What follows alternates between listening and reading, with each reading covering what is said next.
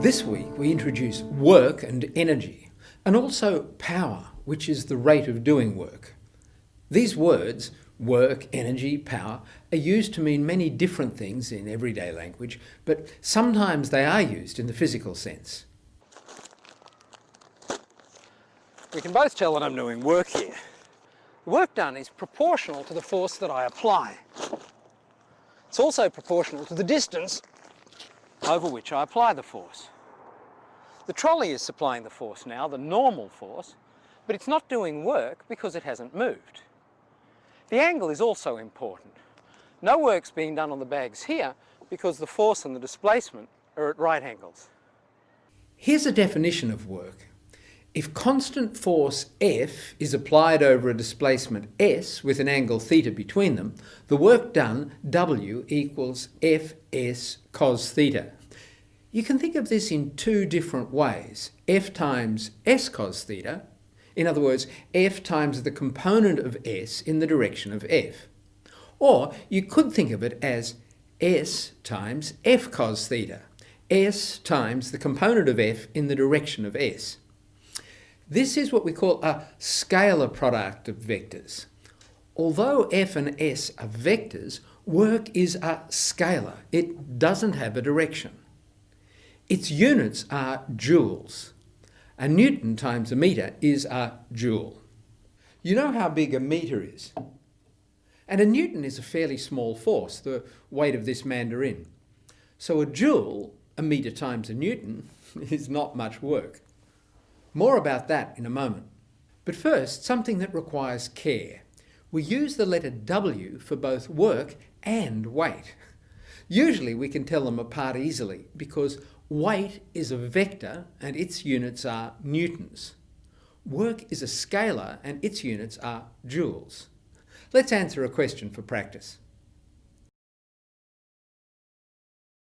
W equals Fs cos theta. There are two easy special cases to remember. When theta is 0, work equals Fs, and when theta equals 90 degrees, work is 0. Let's apply those cases, approximately, to my little movie. The weight of each of these bags is about 200 newtons down. So, because their acceleration is small, I must be applying a force of roughly 200 newtons up. In the vertical part of the lift, theta is approximately 0, so work equals Fs equals mgs. So, estimating the distances, we can now be quantitative. One bag at 200 newtons, 0.7 metres, so about 140 joules of work. Then another bag over a longer distance, more work. Two bags and a bigger distance, more and more work. But this shows it's possible to do hundreds of joules of work in a second or two, though you get tired pretty quickly doing that. Now remember that cos theta term. Note what happens when the trolley moves. The force and the displacement are at right angles. Cos 90 degrees is 0. The trolley does no work at all. Here, I apply a force F to slide the mass a distance S. The force and the displacement are parallel. Theta is 0, so cos theta is 1. I do positive work Fs.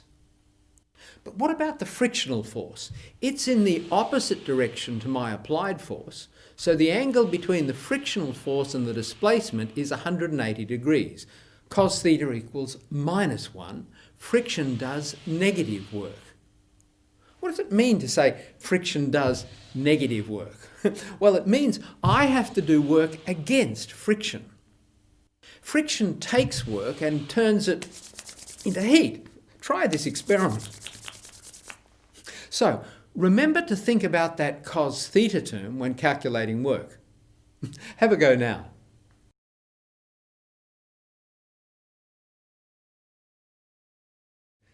Question. Is it easy to lift 20 kilograms up 1 metre or to lift 2,000 kilograms up a centimetre?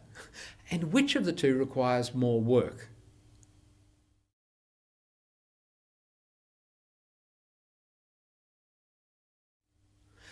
Let's go back to this experiment. My weight is 700 newtons, but because 3 ropes are pulling me upwards, the tension in each one is only about 1/3 that. I only need to pull with 230 newtons. Compare how far the rope moves with the distance I go up. Because 3 ropes are shortening, I have to pull 3 times further. 1/3 of the force, but 3 times the displacement.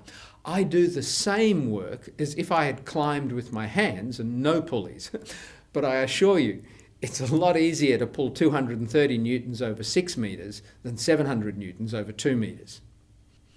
Pulley systems and other devices that vary the applied force and the distance are called simple machines.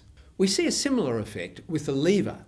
Here I can lift a mass with a force much smaller than its weight, but I have to apply that force over a larger distance to do the same amount of work. Big force, small distance, small force, big distance. Or, using an inclined plane, smaller force, big distance, bigger force, small distance. All familiar ideas, but to make sure, let's do a quiz.